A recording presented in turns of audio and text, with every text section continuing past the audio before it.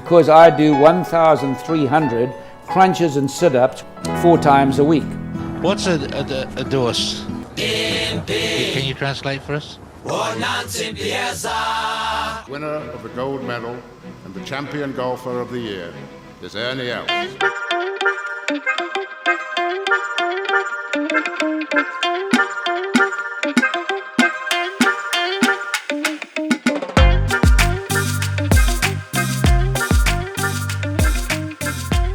Hey everyone, we have a great episode lined up this week. I sat down with Dale Hayes, the South African golfing icon and personality, and Dale was super kind to give us his time and regaled us with a series of stories around his days as a junior golfer through his pro career and into, what he's been up to sort of, post putting his clubs down.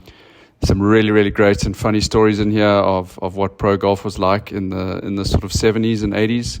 And you definitely don't want to miss this one. So over to the episode. Dale, thanks you so much for making time for us here on the Go Track. I wanted to start off by saying I was born in 1982. So I know you mostly from being a TV personality, the golf magazine show that you did. The trick shots stuff that you used to do. And what strikes me about you and what I've, everyone that I meet who talks about you is this amazing storytelling ability that you have. You seem to have an absolute depth of knowledge of golf in South Africa, whether that's professional golfers, golf courses. Where does this storytelling ability come from? Wow, that's a good question. But, my father was a golf professional. So I've been around golf since I was born. And I grew up on a golf course, and my father was a professional at a golf club, the same golf club, for 56 years. So I've been around golfers pretty much every day of my life. And, I take notice. I enjoy listening to people. I enjoy being with people, and especially if they're golfers.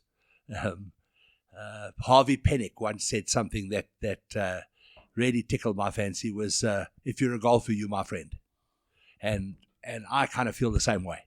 And so I have a kind of a strange memory for golfing facts and golfing stories. Right. And then I make up a lot. I mean, half the stories about Simon Hobday and John Bland and those guys, half the stories I've made up. I mean, Simon Hobday always used to say to me, Hayes, when I die, you're going to have nothing to talk about. So, I kind of use other stories and change the names and that kind of stuff. But I have a kind of a strange memory for golf stuff. Now, I'm hopeless with anything else. Right.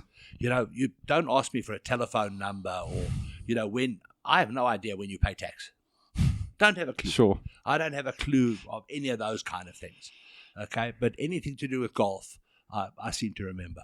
So, I mean, I guess growing up at a golf course with a father who was deeply passionate about the game, you would have been surrounded by, golfers and, all the shenanigans that go with golf tales, I guess. And it just becomes almost like part of your DNA, I suppose.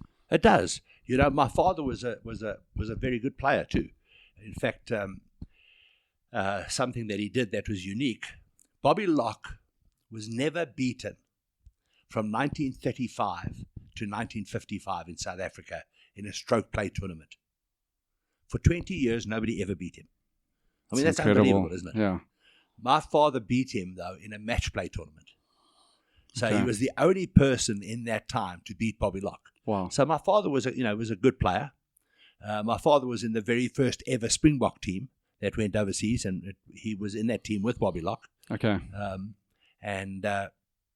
Then my oldest brother was also a very good player, also played for South Africa. Yes. As a Springbok, finished second in the South African Open to Gary Player one year. So, I mixed, obviously through them, I used to mix with the big names of golf in those days. I obviously knew Bobby Locke. I obviously met Gary Player. Sure. When I was the speaker, Gary Player always tells a story about me on the first tee at the Gary Player Country Club at the Nedbank Golf Challenge. He always runs onto the tee, grabs a microphone and says, I knew this little boy when he was just this big. He said, now look at him. When he looks down, he can't even see his tuchas anymore. Oh goodness, I do have some questions to ask you about a number of those players that you mentioned. But I wanted to sort of look at your golfing career a little bit. For me, someone of my age, I had to, I obviously was well aware of that you were a successful golfer, but I didn't know a lot of the details. So it was quite a great journey actually going back and reading. So set the scene for us here. It's 1969. You're 16 or 17 years old, and you're at the Junior World Golf Championships at Torrey Pines in San Diego. How just explain to me the path, sort of the sort of previous 5 years, the journey that got you to that point, to be competing at that level as a junior. So what happened was I started really playing good golf when I was 15. Okay. And I won the Northern Transvaal Amateur. I won the Transvaal Amateur a few months later. I think I was just 16. I won the South African Amateur Stroke Play when I was, I think I was 16 years old. And Gary Player was playing in the Tournament of Champions in America. And he was introduced to a guy who was the chairman of the World Junior Golf Championship. And Gary Player said to him, he said, there's a guy in South Africa that would win your tournament. And this guy said, where? From South Africa? Are you crazy? And Gary said, I'm telling you, there's a guy from South Africa that will win your tournament. And the guy said, send him over. So that year I was I was supposed to still go to school. Right. Okay, but my mother and a fellow by the name of George Bloomberg, a great golfing benefactor. Yeah. He sponsored Gary Player, sponsored Bobby Colt, sponsored Sally Little. A wonderful man. Absolutely wonderful man. Did so much for golf in this country. He was the Johan Rupert of those days. Okay. And he sat down with my mother and they had a discussion. And he said to my mother, listen, it doesn't matter whether you keep Dale at school for 10 more years, he's never going to be clever. So I think you should send him out to play golf. Sure. So he arranged for me to go and play on the amateur circuit in Britain. Okay. That was in the summer. Okay. So when I arrived there, I was 16 and I turned 17 while I was there. And so I played in the British Amateur. I was 16 years old. I got to the semi-final. I played in the English Amateur Stroke Play. I finished, it was the guys that won it tied for first and I finished next. So, I had quite a lot of success. I won the German Amateur that year. And then in August, I went over to the World Junior. And I managed to win the World Junior, which was quite something. We had guys like Craig Stadler and Ben Crenshaw, and a lot of guys that have played the tour. Sure. Were playing in the tournaments in those days, the junior tournaments. They're all kind of the same age as I am. So that was obviously quite a big thing. Then I had to come back to South Africa and go to the army. Okay. So I went to the army when you turned 18, presumably. Yeah. Okay. In fact, as I turned professional. I was about to turn professional, and they said, I've got to go to the army. So I went to the army, and I was very fortunate because they only took me in. So this was the next year, basically. So they took me in July, and obviously July is the British Open. So yes, we sent them a letter and said, listen, I've got to play in the British Open. So I arrived about 3 weeks late for my basics. Okay. Bottom line, in the army, I couldn't do anything. Okay, I was a radio operator. I couldn't even switch the radio on. I couldn't find Springbok radio. Never mind anything else. And the one day, to give you an idea how bad I was, the captain called me in and he said, Hayes, he said, I've got an invitation here for you to go to the Sportsman of the Year dinner. You must go. I said, thank you, Captain. He said, you can go now, Hayes. So I turned around and started walking to the door. And as I got to the door, he said, Hayes, wear civvies. You're a bloody disgrace to the army. So I went to the army for 6 months, and then the Sunshine Tour started. And the army very kindly gave me leave to play the whole Sunshine Tour. Amazing. So I played the whole Sunshine Tour that year. In fact, now I'm 18 years old. And I won the very first tournament I played, the Newcastle Open, just down the road from here. It was the first tournament I ever played, and I won that. And then when I went overseas, the first tournament I ever played there was the Spanish Open, and I won that. So I was very lucky. Yeah. I had no idea how difficult this game was. I didn't have a clue. And I had no idea about the struggles people have in playing golf Sure. and making it on tour and, trying to Yeah. get by. And all I mean, that you kind of just stuff. had very, very early success and I had money to play. sure. Yeah. So, it wasn't a case of, I hope I make the cut this week so I can play next week, which, tons of players were in that position. Big difference, huge difference. So from what I understand, winning that World Junior Champs, you got an invite to the British Open, as you referred to previously. So you're 17 years old at the British Open. Is that right? Yeah. No, I didn't. It wasn't because I actually pre-qualified. Oh, you pre-qualified. I went to pre-qualify when I was 16, and then I turned 17. So when I actually teed it up in the British Open, I was 17. Okay. And I was drawn in the first 2 rounds with a guy by the name of Roberto De Vincenzo. Okay. Argentinian? Argentinian. Yeah. Great Argentinian player. Most wonderful man. Won more professional tournaments than anybody in the history of the game. Really? Amazing. Won over 300 professional tournaments. Wow. You go and have a look at things like the Chilean Open and all those sort of things. He won all of them a number of times. Anyway, I'm playing with Roberto in the first 2 rounds. Roberto won the Open in 1967. Okay. And I'm on the tee with him in 1969. And in those days, when you were an amateur at the British Open, they called you to the tee as Mr. Okay. If you were a pro, you were just Jack Nicklaus, Tiger Woods. Yes. So it was the first hole at Royal Lytham, which is a par 3. It's about a 6-iron shot. So Mr. Dale Hayes and Roberto De Vincenzo on the first tee, please. I hit my tee shot about 4 feet from the hole and sank the putt for 2. I led the British Open after 1 hole. But like Christo Lambrecht did last year. Unfortunately, it took me 78 more shots to finish the round. So I've missed the cut. I missed the cut easily. Okay. But I mean, I was looking at some of the names, they were in that field. Gary Player, Arnold Palmer, Lee Trevino, Jack Nicklaus. I mean, what was that like as a 17-year-old? Did you know who these guys were outside of Gary? Oh, absolutely. Yeah. We thrived here on magazines in those days. Right. And so, any overseas magazine that you could lay your hands on, you read from cover to cover. And, Trevino had just made it. Okay. Because he started in 1967. That's when he started to play really good golf. Obviously Jack Nicklaus was already the greatest golfer in the world. Arnold Palmer was fantastic. Gary Player was probably the second best golfer in the world at that time. So, and then, you had tons of other wonderful players, guys from England, for example, like Neil Coles. Now, you probably don't even remember Neil Coles. Neil Coles, he won tournaments in 6 different decades. Wow. Okay, even Gary hasn't done that, and nor is Roberto. Neither of them did that. He won in 6 different decades. Wonderful player from Britain. And but there were tons of, just like there are today. There are far more really good players today. But I still believe that when you think of Lee Trevino, Tom Watson, Gary Player, Arnold Palmer, Jack Nicklaus, Tom Weiskopf, Johnny Miller, I think there were more great players in those days than there are today. Right. Yeah.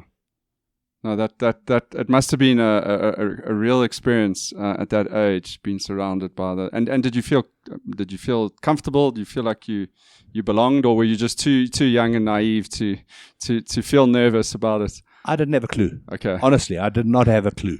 I went there and I played, and in fact, in that first Open Championship, Gary Player, through that man I was talking about earlier, George Bloomberg, Gary Player arranged a practice round where I played with Jack Nicklaus, Gary, and another wonderful American player by the name of Gardner Dickinson. So the 4 of us played together. I had no idea. I thought this was just normal. You got to do things like that. Yeah. Which is obviously it wasn't normal. It was a very, very special thing. And but when I look back on it now, I was definitely intimidated by the Americans. Sure. I definitely was. The British Open. I won a lot of other tournaments, but when I got to the British Open, I never ever believed I could win it. Okay. Which when I look back, after a long time, you wish you'd had some of the mental stuff that you have today, because I think if I'd had more belief, yes, I could have done better in those tournaments. But I have no regrets. Sure. And you mentioned the Spanish Open. From what I understand, I think you were at that stage. You were the youngest winner ever on the European tour. And from what I understand, I heard you tell this story previously, but I'd really be great if you tell this to our listeners. So you win the Spanish Open. You're, I guess, 19 years old. And you get paid the prize money in cash, and I believe that led to a few interesting complexities at that time. The world wasn't quite as global as it is now. Absolutely. Just tell us what happened then. In 1971, there was no official European tour. It only started in 1972. So, funny enough, that Spanish Open, if you look at my record on the European tour, they don't count that. Oh, right. Okay. Which is, like Harold Henning, for example, won a whole bunch of tournaments on the European tour that they don't count. Okay. Because he won them before there was an official. The tour. Yes. Yeah. Which I think is really silly. Yeah. I really do. I think you want to show off, people's successes. Sure. You don't want to kind of hide them. Anyway, we get to Spanish Open and I win it. And afterwards, and I don't have a clue how things work. So afterwards, they tell me, no, you've got to go into the secretary's office, and after the prize giving, and then they pay you out your prize money. So we go in there, and they pay you out in cash, in pesetas. Okay, so it was about $9,800 worth of pesetas. Now $9,800 was a huge first prize in those days. I mean, it was massive. It was probably the biggest first prize, other than maybe the Open and the PGA or something like that on the European, in that whole European tour. And so I get all this money. So we've got it in a brown paper bag, and off we go to play the next tournament. It's the Madrid Open. And the Madrid Open, I was traveling with Selwyn Nathan, who runs the tour now. I was traveling with another guy called Gary Baleson, who lives just up the road here. Okay. And a guy called Tommy Nettles, who's an American. 4 of us were traveling together. So we get to the next tournament, and Gary Baleson, I think, finishes high up in the Gary played well in the tournament. Selwyn finished high up in the Pro-Am, and I finished, I think, 7th in the Madrid Open. So we get another little packet of pesetas about this big between us. So now my packet's, it's gone to about 8 inches high and about 12 inches wide. And I mean, where did you keep it during that week? Just in your suitcase? Yeah, in the bedroom. Wow. Yeah. Must have been quite nervous. Again, I don't remember being nervous. I don't even remember that. Yeah. Anyway, so on the Monday, now, we are talking about it because we don't really know what to do. So on the Monday, we decide we're going to go early in the morning. We're going to go to the South African Embassy. Okay. So we go to the lady in the front and we tell her what our predicament is. And the next thing out comes the ambassador. So straight away we realize this is serious. That the ambassador's come to talk to us, not some other guy. Okay, and the ambassador had heard that I'd won, so he congratulated me and everything like that. And we told him our story. So he said, "Well, what must we do with the money?" So he said, "Just put it in your bag and walk out the country with it." So he said, "Well, what happens if we get stopped at the border?" He said, "No, they'll put you in jail." But that doesn't sound like a solution. He said, well, that's all you can do, because if you try and do it through the banks, it could take you up to 2 years to get the money transferred. Because Spain had, which South Africa had for many years when you were young, exchange control. Yeah. And they had exchange control, so it wasn't that easy to take money out of the country. So we put it in a bag and off we went. And fortunately, nobody stopped us. We walked straight through. And I'm sure I must have looked as guilty as hell. I mean, at that age, you must be sweating a little bit going through passport control. And get to England, and we're staying in Earl's Court in a small little hotel there. And I go up to the nearest bank, and I walk in. And I said, I'd like to open a bank account. Okay, I'm 18 years old. I've never had to open a bank account in my life. Yeah. I want to open a bank account. So the lady says, okay, that's fine. She gets a few forms, and she starts asking me questions. She says, have you got anything to put into the account? So I pick up this packet, and I put it on in front of her. She opens it up, and there are all these pesetas. Okay. She says, hold on. And pushes the button under her desk. off she goes and gets the manager. The manager comes around and said, where'd you get this money? So I said, no, I just won the Spanish Open. And I could see him looking at me thinking, you are such a liar. Yeah. There's no way you could win no Spanish Open. Okay.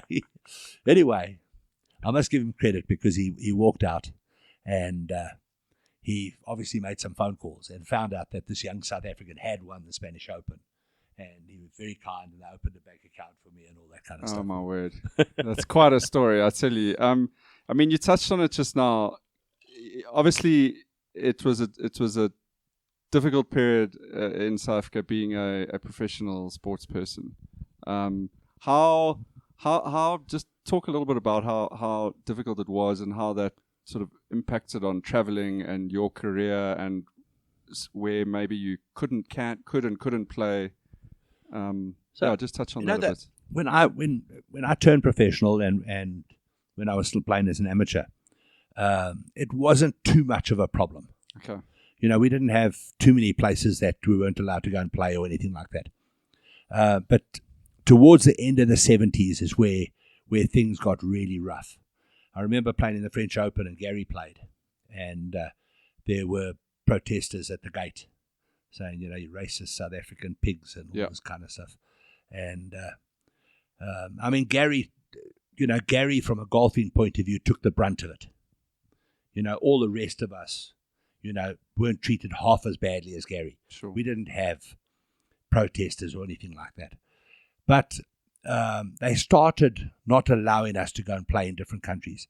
So, to give you an example, the Scandinavian Open, I think, started in 1973. And the South Africans, Scandinavia was always a very expensive country. The South Africans, Australians, New Zealanders, all went and supported that tournament. And if you're going to have a look at, the guys that did well in that tournament, the results of that tournament, you'll see a lot of our names up there. And in 1979 or 1980, I forget, they banned us, didn't want us to go back there. And I thought that was really unfair. I thought it was really unfair of them to do it after we'd supported their tournament, number one. But number two, I wasn't very happy with the European Tour either, that the European Tour hadn't stood up for us. So I thought that they should stand up and say, listen, if you don't allow all our players to play, well, then none of our players play. Yeah.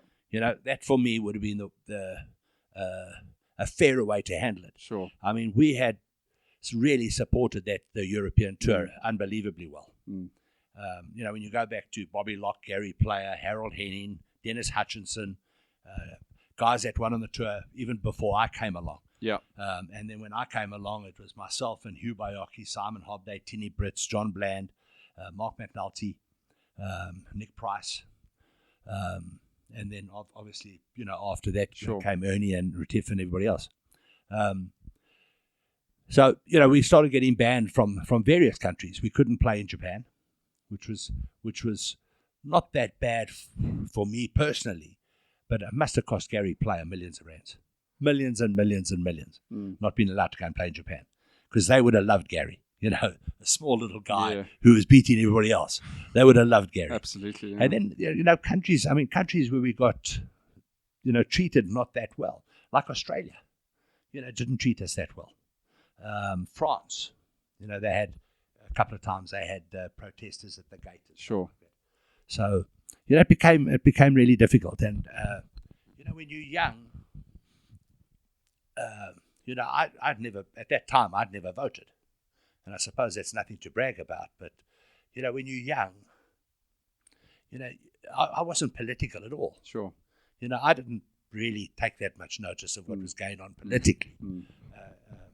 And not just me, I'm sure all the other guys were exactly the same. And so, it was tough. Yeah. And, eventually that's one of the reasons I stopped playing. Okay. We Hugh Baiocchi and I were picked to play in the World Cup in Greece. And we went and we played a practice round. We played in the Pro-Am on the Wednesday morning. The Wednesday afternoon, Hugh said, I'm just going into town. I'm going to go do some shopping. And I said, I'm going to do some practicing. And that night, was the welcome dinner. And while I was on the practice tee, they came to me and they said, we're really sorry to inform you, but you can't play in the World Cup. We've had a letter from the African nations saying that if you play in the World Cup, they're going to all boycott the Olympics. And I remember when Hugh Bioki came back and I told him, he just burst out laughing. He thought I was joking.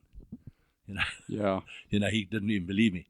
And that night at the welcome thing, they went through all the different teams.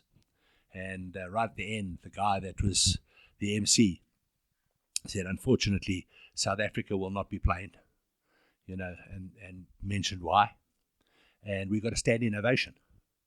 And what was really nice is that Hale Irwin, who was one of the guys playing for America, and Mark James and Baldovino, he played for England, and Baldovino Dassu from Italy, all came and said, listen, we're going to withdraw. And we were told by the ambassador that they mustn't withdraw, because that would even make it worse. Make it even worse, yeah. Well, anyway, I mean, changing gear, there were still so many highlights of yours. We've just had the Masters now, and I did a sort of bit of a look back at your when you went to the Masters. So, if I'm right, in 1975 you receive a first invitation as part of the international. They sort of invited a core of international players. I think along with Hugh Bioki and Bobby Cole. Just tell us a bit about that week and sort of I think you played in 3 Masters tournaments in consecutive years. Just a bit about playing in the tournaments and what that meant to you, what the Masters was like at that time. When you're a kid, I remember standing on the putting green when I was 8, 10, 12 years old, and you'd be putting with other guys and stuff like that, and you'd say, this is for the Masters and this is for the Open. They were the 2 events that everybody did mentioned. They were always the 2 events. You never said this is for the US Open or this is for the USPGA, the other 2 majors. It was always the Masters and the Open. And I think the Masters, perhaps because Gary won it, it was his second major that he won in 1961. And I think that gave it quite a lot of publicity in South Africa. So I finished second in the order of merit in 1974, and that's why I got an invitation. Okay. So that what they usually did was they invited the leader and the guy who was second to come to the event, and then they give you a kind of a second chance. So they invite you again the next year. Okay. Then the next year I finished in the top 24. Yes. Which got me into the third year. Yes. So I got to play 3 times. Funny enough, in 1978, I finished second in the order of merit again and didn't get an invitation. Okay. Which was kind of, they invited the first and third. Oh. So they thought, I can understand. They probably thought we've given him his chance. He's had his chance, give it to somebody else now. Anyway, even in those days, the Masters, in terms of conditioning and in terms of beauty, was head and shoulders above anything else. The golf course was pristine. I mean, it was absolutely amazing. And, they've managed, because they play the same golf course every year, they've managed, to improve it every single year. They make slight changes. I mean, this year, I thought it just looked phenomenal. It just seemed to me even more beautiful this year than it has been. I don't know how they past. do it. It always seems like they tweak something, or there's some new flowers somewhere else, or it's really great to hear that even back then. I mean, when I was first started playing golf, we obviously held those tournaments in the same regard, but even back then it was like that for you. Yeah. So it must have been quite something arriving there. Is it a bit? They say it's quite tough as a first timer arriving, because it's quite a sort of an experience arriving at Augusta and playing the course. Is it difficult to get into that sort of playing zone with not being overwhelmed by the occasion, I guess? No, I didn't feel overwhelmed by the occasion. They treated you fantastically well. In those days, they used to also have a foreign players' dinner. So you had the champions' dinner, and then they had a foreign players' dinner. Okay. So we had a dinner for all of us that were non-American, and so that was also very cool. Then we had the par 3 tournament, which I remember Bobby Cole, Hugh Barker, and I played. Okay. We hit the 3 most atrocious tee shots off the first tee. None of us hit the green off the first tee. But I remember having a lot of fun. It was really an enjoyable experience, playing at Augusta. Funny enough, Augusta as a golf course is not one of my best. I don't think, I wouldn't rate Augusta in the top 10 golf courses that I played in America. Okay. However, when you talk about conditioning, there's nothing to touch it. Yeah. We see here in South Africa, we see Leopard Creek, which I think is hard to beat in South Africa. Yeah. From a conditioning point of view. And even Leopard Creek is not Augusta. Yeah. I mean, Augusta, there's just every little detail is absolutely perfect. And I'll give you an example. When I went over to do TV for the first time, so I went over for Supersport, and I thought, well, now I'm going to see the TV area, and I'll bet you it's a pits just like everywhere else. And I include here the Open Championship. Yeah. As much as I love the Open Championship, with the Open Championship, it's just a field. It's usually quite long grass, just cut down, and it's it really is not nothing glamorous. Special. No. Augusta, every truck has its place. There are flower beds everywhere. The grass is perfectly cut. It is unbelievable. Yeah. It really is. And I went there and I thought, well, now I've seen it all. And that par 3 course is sensational. Yeah. And the thing about Augusta is all the traditions that they have there.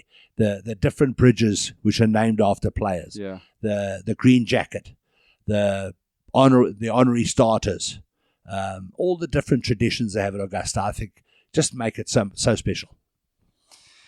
I've been doing a little bit of listening on some of the history of Augusta and learning about Clifford Roberts, who was really almost the behind the scenes brainchild of the course and the tournaments in particular, and how pedantic he was about every little detail, in terms of when they had cups, the cups had to be green, and the sandwiches have to be wrapped in a green wrapper so that it doesn't stand out and look, and the cables, they were one of the first who buried TV cables, underground, and you just don't see any of it. It's just the most incredible what sort of operation, I guess, that they have. And as a course, I guess it's got to be the course that golfers around the world are most familiar with. Anyone who watches golf on TV, you feel like, somebody who watches a reasonable amount of golf, I can visualize almost every single hole, and I've never been there, which is quite something. I think that I'd be very surprised if a round of golf at Augusta wouldn't be on the top of everyone's bucket list. Absolutely. It would obviously be between that and St. Andrews, but I think Augusta probably would beat out St. Andrews.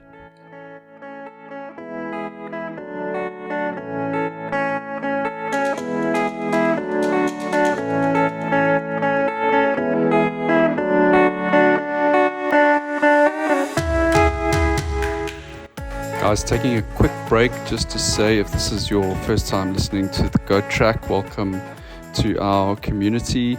The best way to kind of keep in touch and follow what we're up to is through our social media channels. That would be Facebook, Instagram. We also have a Twitter/X account.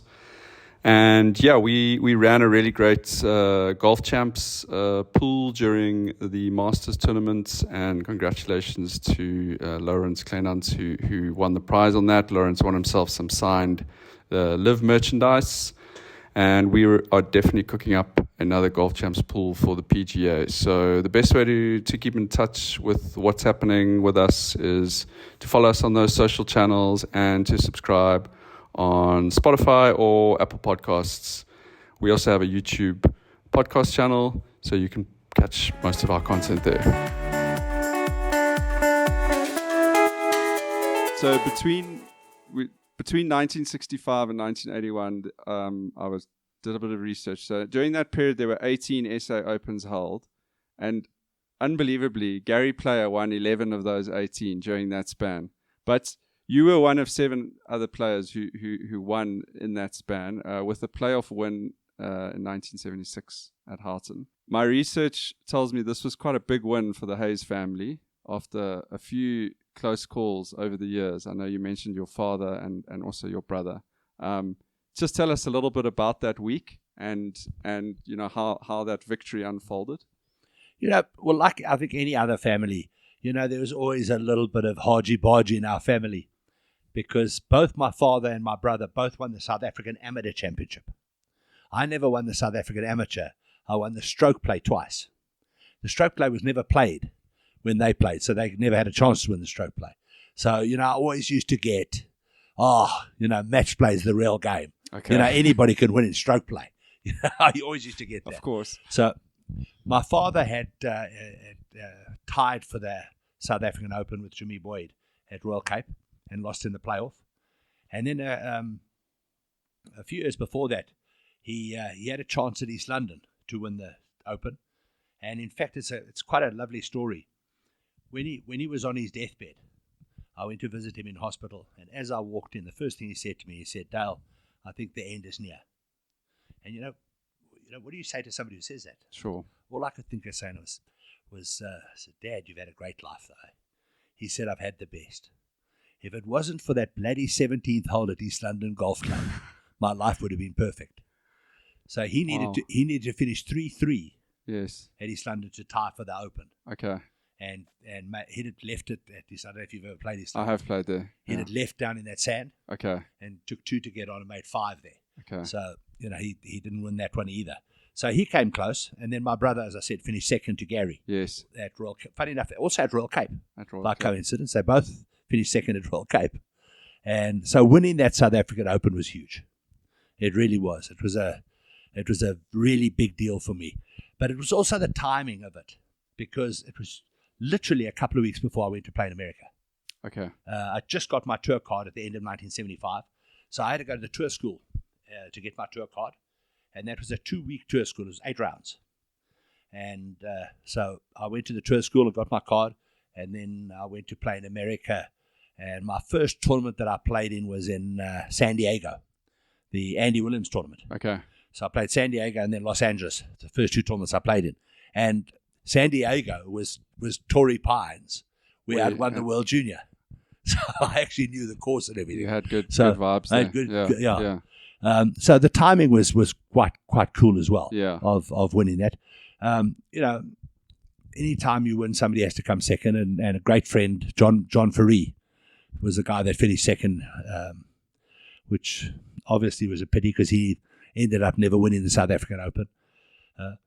Yeah. From what I understand, you know, it's quite different to nowadays. The tournament finished on a Saturday, and golf, was it not allowed to be played on a Sunday? Couldn't play on Sunday. So you couldn't play on the Sunday. So you finished tied, and so you had Sunday, couldn't play on Sunday, and it was an 18-hole playoff on Monday. Yeah. And I mean, if that had to happen now, one would of course it doesn't work now with TV windows and they do these sudden death playoffs or whatever. But 18-hole playoffs, you arrive on Monday and there are just crowds lining the fairway. They estimated there were 10,000 people. Remember, there was no television at that time. You know, television was literally just starting. Yeah. And so there was no television. So there were 10,000 people. They estimate there were 10,000 people watching on the Monday. Watching two golfers go around the course. Yeah. That must be quite an incredible, experience. And you played well. I believe you were hitting. Was it a 1-iron the whole week? Yeah, you know, the course was very, very narrow. They allowed the rough to grow very long. Okay. And I remember I played one round with Bobby Cole, and on the one hole he caught his tee shot out the bottom of the club, and it caught the grass in front of the tee, the long grass, and went like a centre, yes, in this long grass in front of the tee. It took him 3 shots to reach the fairway. That's how long the rough was. And so my strategy was to use a 1-iron whenever I could to try and keep the ball on the fairway. Straight. Yeah. And, you know, I was obviously striking the ball really well because I was able to hit a 1-iron on a lot of holes past John Ferree's driver. Okay. And I think, you know, that kind of also might have intimidated John a little bit. John was a wonderful player and had a terrific short game. But I think that might have intimidated him. He might have kind of felt, you know, I better not miss a fairway with the driver because this guy is going to hit the fairway with the one He's trying to keep up eye. with you with the driver, yeah. We touched on Gary. You've obviously, you know, interacted with him a lot. You know, his record, we don't even really need to go over it. Obviously, 6 majors. I think he won 9 majors in total, something like 159, 160 professional wins.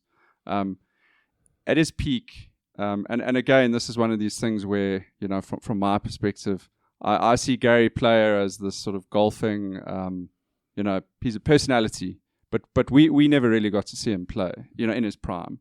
Just sort of how special was Gary, and you know, can you relate maybe a particular story about Gary that, you know, talks to that?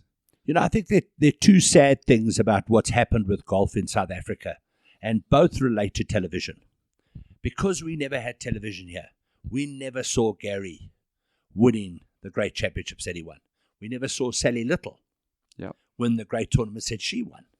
And there are 2 absolute superstars. I mean, both of them are absolute superstars. And there are lots of other wonderful players that we never really saw. I mean, obviously Bobby Locke, but that goes back to the 40s and 50s.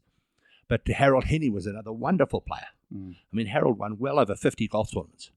A terrific player. Nearly won the Open Championship twice. Won in America, won all over the world. Won everywhere he played. So I think that was sad. Gary, I would say I don't want to say how many years, but I would say for a good 10 years of his career, Gary Player was the first or second best golfer in the world. You know, for a few weeks in 1974, he was the best golfer in the world. He would have been number 1 on the world rankings. The other times that he would have been number 1 on the world rankings. And for a very long time, he probably would have been number 2 behind Jack Nicklaus on the world rankings. That's how good he was. You know, the other great thing about Gary is he played everywhere. You know, he took golf everywhere in the world. And to their credit, so did Jack Nicklaus and Arnold Palmer. And that's another thing that, you know, is not happening today. You know, I don't think we see the best players in the world playing around the world often enough. You know, you don't see them going to, you know, you saw the Live Tour was in Australia. Okay, so you saw some of the best players there, but you know, it's changing a little bit now, I guess, with Live, but in general, they've been paid a fortune of money. It's been centralized in North but you America. didn't really see Tiger travel around the world. Sure. Before Live, you didn't see Brooks Koepka travel around the world, or any of those guys travel around the world. You know, and I think that's sad because, you know, golf is a worldwide game. They tell me today, I was just reading this last week, and they tell me today that there are over 100 million people that are now playing golf on golf courses and off of golf courses. And there are actually more golfers that don't play golf on a golf course than play on a golf course. I mean, how's that for a stat? It's incredible. So there are more people that are playing, you know, golf at driving ranges and screen golf and putting greens and all that kind of stuff. You know, like the Tiger started this pop stroke thing. Yeah. More people doing that now than ever before. The other thing that I thought was really interesting recently is Titleist put out their turnover. And obviously America is their biggest market. They do 1.3 billion turnover in America. Yeah. Their second biggest turnover is Europe, where they do about $350 million. Their third biggest turnover is Korea. Korea is nearly double Japan. Sure. I mean, it's incredible. Unbelievable. Yeah. You don't even think of Korea. You know, we know a lot of the great lady golfers come from Korea. But Korea is a massive golf market now. And, I believe the screen golf there they have like a whole screen golf circuit. Yeah, they you do. have professional screen golfers, which is, you know, it's a whole nother world. Yeah. And Gary, I think, can be given a lot of credit for all those kind of things happening because Gary took golf to all those places. Yes. Gary left South Africa now in March, middle of March. He's away till November. He's going to America, the Middle East, the Far East, and Europe. And he's traveling around, doing golf days, charity days, building golf courses, etc. He's 88 years old. No, it's incredible. It's unbelievable. The energy, just, you know, he really is. He's amazing. And, you know, as I say, as a golfer, only Tiger Woods and Jack Nicklaus since the Second World War have records that are better than that are equal or better than Gary. Del, we've covered quite a bit on players and your playing career. I mean, South Africa has produced some incredible players, and particularly if we spoke of sort of almost the 20th century. You covered there, and there were many names that I wasn't even familiar with, but obviously the Bobby Locks and Gary and yourself, and we can go through it, but. Besides quality players, what I've sort of started unearthing a lot is that we also had some real unreal characters. We have some unreal characters in our golfing landscape as well. And I know I've recently been reading up, and I know you were very close with Simon Hobdo. I know you, together with Dennis Hutchison, you guys put together a very, very interesting book of golf tales, which are apparently mostly true. But there was a particular a story about him at the Swiss Open and some of his antics, which I was hoping you might be able to kind of regale for our listeners. Yeah, there's so many stories about Simon. The one at the Swiss Open was when he streaked. Is that the one you're talking about? Yeah. So Simon would go to this English pub, and he was with a guy by the name of Mike Shevitz, and the two of them were drinking in this pub. And Simon turned to Mike Shevitz. He said, I think I'm going to streak. He said, but I'm going to do it differently. I'm going to just take off my clothes and carry on drinking. Okay, which he did. Okay. And about half an hour later, Hugh Baiocchi and his wife evidently walked in. And Mike Shevitz said, you better put something on. She's just walked in. And he reached down, picked his underpants up and put them on his head. Anyway, I love that story. So is this during the tournament? This is during the tournament, yeah. Yeah, one of the and nights. Then he had to go to a disciplinary, and he went with Mike Shevitz, who happened to be a lawyer. So he walks in with Mike Shevitz, and they say, why is this guy here? He says, no, he's my lawyer. And they said, no, come on, he's playing the tournament. But he's a lawyer. Okay, so they had to say, okay. So they said to him, this is what we've been told. So Simon said, that's true. So Simon said, well, who reported me? They said, no, nobody's reported you. He said, well, then there's nothing you can do about it, because in the bar, the barman gives us now our drinks for free. Okay, because he thought it was so funny and such an attraction. So, what am I doing here? So he stood up and walked out. And that was the end of that. Oh, gosh. No, I've read, I haven't quite read that whole book, but I've read quite a few of those stories, and it was I recently listened to another podcast with Lee Trevino, and I mean some of the stories that he regaled. It was really a completely different era to what's played now, and I think one of the things Lee Trevino touched on, it possibly was him or someone else, was that it's quite, in some ways, with social media and that, it's quite sad how we don't actually see a lot of these guys' characters anymore, because people are so worried about anything they may do is going to be absolutely put online and it's going to go viral, and so it's become a bit of a sterile profession in some ways. Absolutely. Lee Trevino was not only was he a fantastically good golfer, but he was a character of note. The lovely story, he was playing the World Match Play with Tony Jacklin, and Tony had just won the Open Championship, and as they walked off the first tee at Wentworth, Tony said to Lee Trevino, he said, listen, Lee, I'm playing in front of my home crowd here. I'd really appreciate it if we didn't talk. Because Lee Trevino talked nonstop. Yes. He said, I really appreciate it if we didn't talk today. Lee Trevino says, you don't have to talk, you just have to listen. But Trevino, another side of Trevino, Gary brought him out here to play some exhibition matches. And he came out here with Sevi and Gene Littler. And they played all over the country. Mm-hmm. And they played one of the matches at our club, Swartkorp. And about probably 10 years later, at the Open Championship, I bumped into him and I went and chatted to him. And the first thing he said to me, he said, how's your father, Otway? Now, my father does have an unusual name, Otway. But 10 years after he played at the golf club, how's your father, Otway? Another 20 years later, I'd seen him in between. Yes. But every time I saw him, he mentioned my father, Asked me how he was. 20 years later, I interviewed him. So it was in like 2012 or something like that. Yes. I interviewed him at his home in Dallas for Supersport. Yes. And as I walked into the house, he said, tell me, how's Otway? Amazing. I mean, and you think about how many people he must have played with and exhibitions. And he must have met my dad 30-something years before that. Yeah. Isn't that incredible? Yeah.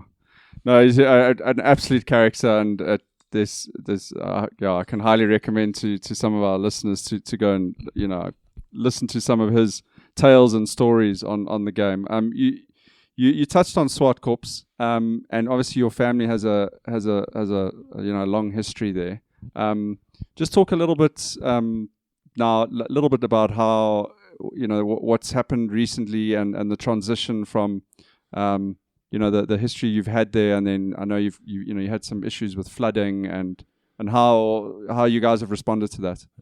So my father became the pro there in 1940. Course opened in 1933. So 7 years after it opened, my father became the pro, went away for the war, and then came straight back to Swartkorp. Funny enough, was actually offered the job at Royal Durban. Okay. So I could have ended up there. But because they kept the job for him at Swartkorp, he said, I'm going back because they've kept the job for me. So I'm going back to Swartkorp. And he spent 56 years as the pro there. My brother has now been there for 54 years. Okay. So, wow. I mean, we really have an amazing history at the Yes. club. Right now, I obviously work there. My son works there. My ex-wife works there, and my current wife works there. Okay. Okay, up until recently, my nephew also worked there, and my brother's still there. So at the moment, there's 5 hazes there now. So it's a kind of unusual situation. But Swartkorps is the only golf course in Pretoria that ever played a South African Open. So obviously, it was a very well established and a popular golf course. But in the last 6 or 8 years, we've had terrible flooding, and it's come about because the powers that be have just allowed people to build right on the edge of this river that goes through Irene Golf Course, Centurion Golf Course, and Swartkorp Golf Course. Yes. And they've allowed people to build buildings and houses and everything else alongside the river. And the water has nowhere else to go except into this little river. And the river just can't handle the water. So we've had these terrible floods. And after we'd had, I think, 5 insurance claims in 5 years, the insurance company came to us and said, listen, we can't keep insuring you. So we had to make a decision, because every time it flooded, the water would lie on the fairways and kill the grass. Yeah. Because unfortunately, the other 2 courses, the fairways slope a different way, but our fairways slope the wrong way, a couple of our fairways. So the water lies there and stays there. So it creates like a berm and then keeps it in. And we can't lift the fairways because there are houses on the other side. Sure. So if we lifted the fairways, the houses would then flood. So I don't think that would go down too well. So we had to make a decision. And the decision was to close 9 holes, the worst 9. And then we've put in a driving range, a TrackMan driving range. Now, a lot of your listeners I would imagine there's quite a lot in Durban. Absolutely. So they might have been to Mount Edgecombe. That's right. Yeah. So we Similar had setup. We built the first one. Yes. I'm saying that for Steve Cottingham in case Steve tries to get clever. So Steve has built the second one. Yeah. We had the first TrackMan driving range, and then we built 4 paddle courts. We built a kiddies playground. We built a little deli. So we've tried to make it more of an entertainment venue, more than just a golf club. We do have 9 holes still. Yeah. We have a lot of our members have supported us really well and have been loyal and have stayed, but also a lot left, who want to play on an 18-hole course. So, it's very different. And it's kind of, life is so interesting. You never know what's going to happen next. I get involved in Gowrie, and we're building extra holes here to make this 18 holes. At almost exactly the same time, we take an 18-hole course and make it 9 holes. You're transferring your 9 holes from up there down here. I mean, just in terms of that TrackMan range and that from what you're observing, being on the ground there, in my experience, from what I've seen, we talk about things like screen golf. Myself and one of my colleagues on the podcast, we recently went to a screen golf bar in Johannesburg. We had an awesome evening. We played at Augusta. We had beers, we had food, we had friends playing with us who wouldn't come to a golf course. But they were very happy to play at this entertainment form of golf. Are you seeing that it's almost made golf a bit more accessible with some of this technology? We have started seeing that in a small way. We've got to get it out there more. Yeah. The benefit that we have over screen golf is that you hit proper golf shots. Yeah. So you can stand up and hit a proper driver. You can see the ball you fly. can see the ball fly and see that you've sliced it 20 yards or you've hooked it 20 yards. And, you're not relying on the computer to tell you that you've done that. Yeah. So, it's always cool to see a ball fly. Absolutely. So that's the advantage of the TrackMan. And TrackMan is the most popular device in professional golf. Yes. Most of the professional golfers use TrackMan. It's radar, which they tell me is the most precise. That's why it's evidently used in all the wars. Yeah, absolutely. So it's very precise. The lady that installed it, when she installed it and she tested it, it was 96%. And she said, no, it's not good enough. It's got to be 99 point something percent accurate before we're happy with it. So that's how precise it is. It really is very precise. And we've got to get the word out there that this is not hitting a ball into a screen. This is hitting proper shots. Sure. We've got to get that word out there. And we've got to get the word out there that there are a lot more things you can do. You can play Augusta. No, sorry, you can't play Augusta, but you can play Pebble Beach. Different courses, whichever one you want, yeah. You can also, you could have a nearest to pin contest. You can have longest drive contests. You can also go and practice to see how far you hit each club. Absolutely, yeah. And just test that. Your gapping and... we did a little insert on Supersport with OG Malefi and Kyle Barker. And so Kyle Barker came out and they played a few holes on it and then stayed for about an hour afterwards and carried on playing after they'd finished. And then Kyle Barker, about 2 weeks later, brought his buddies out. Buddies. They spent 5 hours there. So, it is fun. And then, paddle, I think, is exploded, yeah. It's just gone crazy. But again, at Swartkorp, we've got to tell people that we've got paddle there now. Swartkorp for 90 years has been a golf course. So now we've got to try and tell people out there that it's not just a golf course anymore.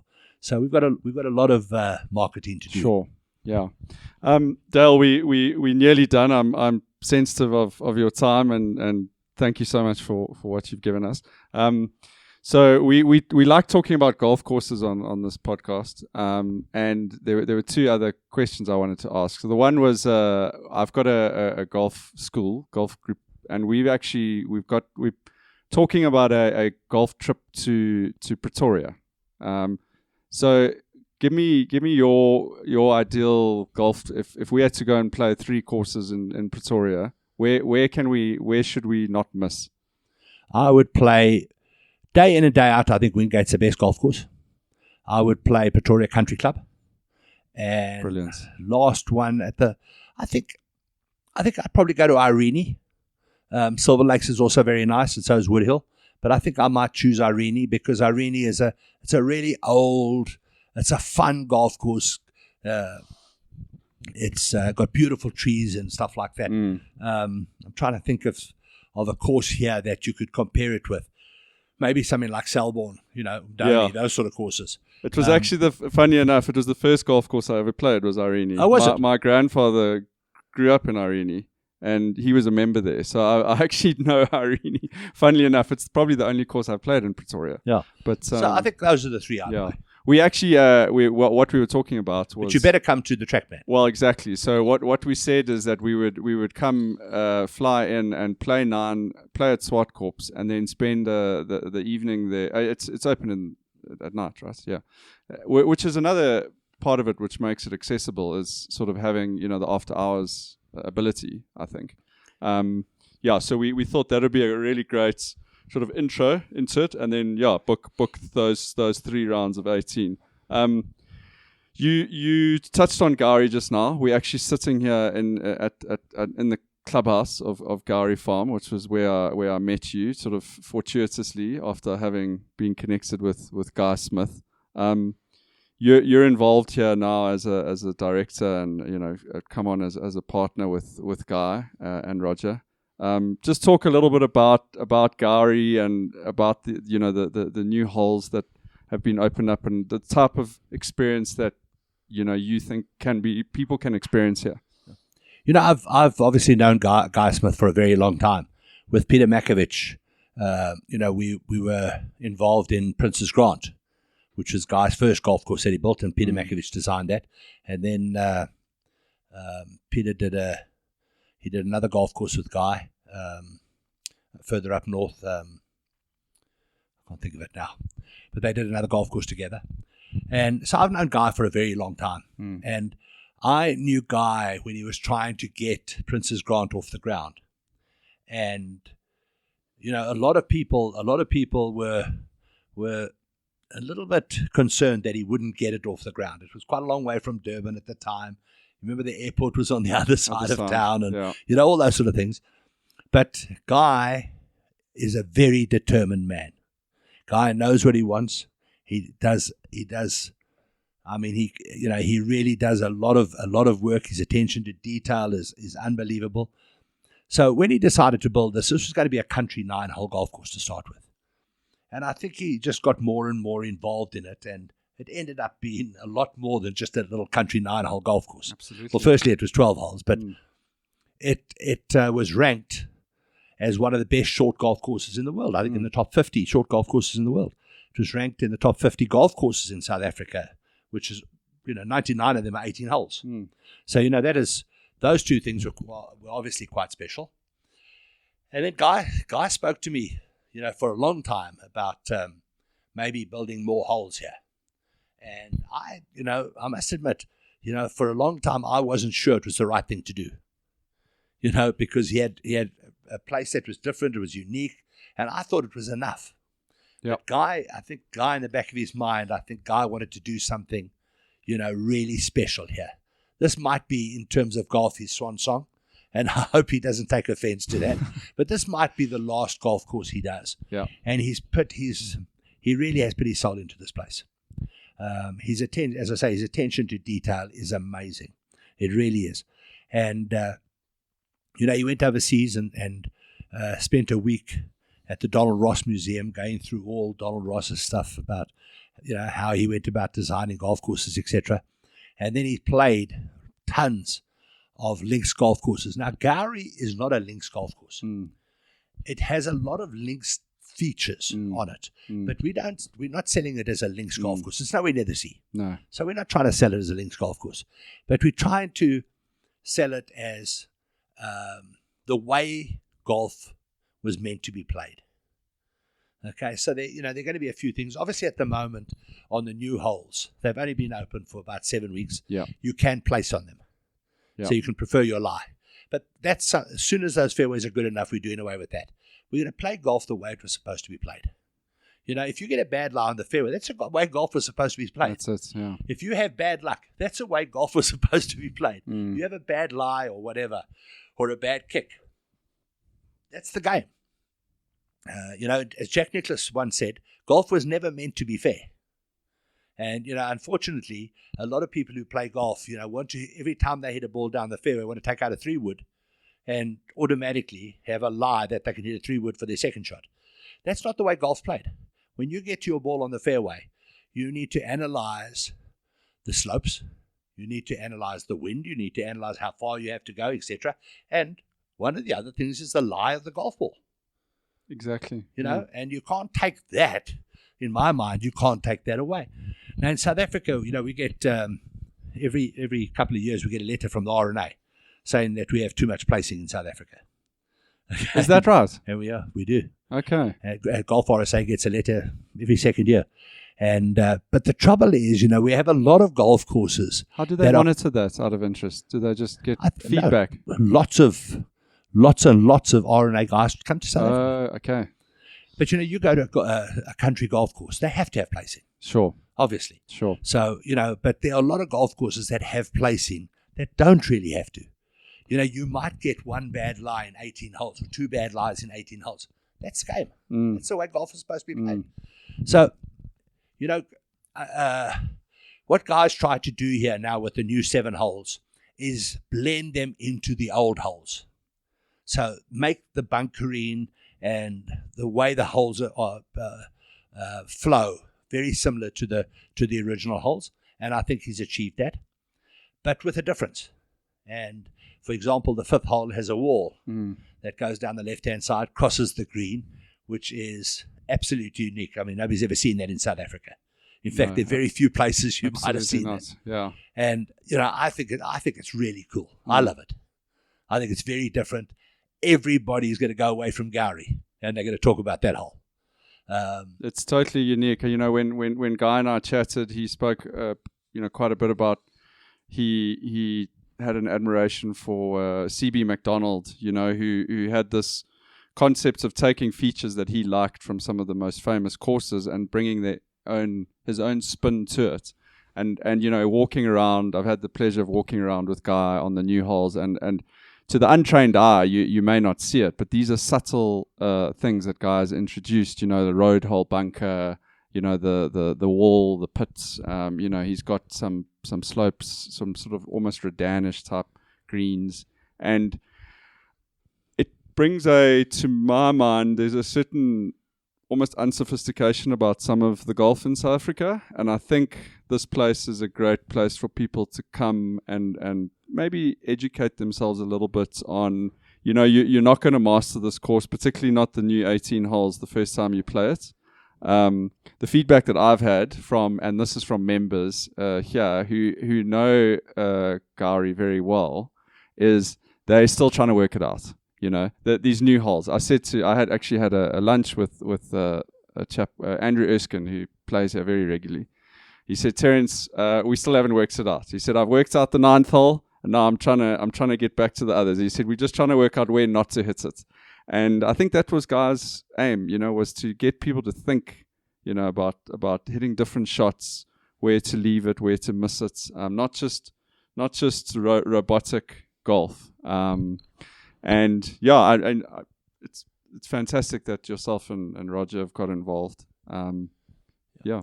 It's quite interesting the way it came about, because during COVID, my wife and I, obviously, like everybody else, I think spent a lot of more time together than usual.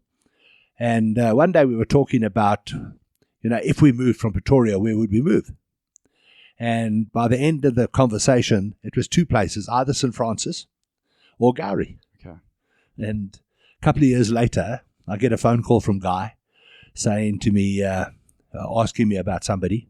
And I said, sorry, Guy, but that's kind of a weird name that you're asking me about.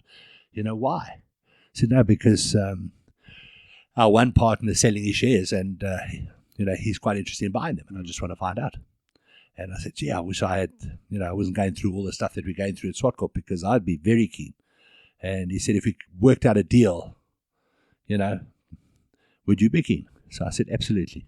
And we worked out a deal, and the rest is history. And here we are. Yeah. I mean, I couldn't resist it, because I love this place. And I always have, from the time I came when they opened it. We came to the opening dinner. And I've always loved Gowrie. Yeah. I love the fact that the weather is weird. The weather's different. Yeah. I love the little places that you can go to around here. The restaurants, the shopping center, Piggly Wiggly. I love, all those kind of things. I just love so many different things about this area and Gowrie itself. Well, it's it's really great that you're involved, and I can say as a member of Gowrie that I'm thrilled with what Guy has done, and I think people are really going to experience something fantastic here and something very unique in the golfing landscape. And yeah, would really encourage people to make the trip up here. It is going to be the sort of course you're going to need to play multiple times to work out, and I think that's the beautiful thing about it. Dale, I just want to thank you so much for your time. It's been a real honor to sit down with someone with your pedigree and talk about some history and that of the game. And thanks also for what you've done for the game in South Africa. continue to do. You regaled to me how you've just come from Cape Town, from a tournament there. You're here for a night, and then you're back to Joburg, and I'm sure off to another tournament somewhere. So, yeah. Thank you so much, and look forward to bumping into you at some events down the line, I'm sure. Thanks very much, and good luck with the rest of the podcast that you do. Thank you, Dale.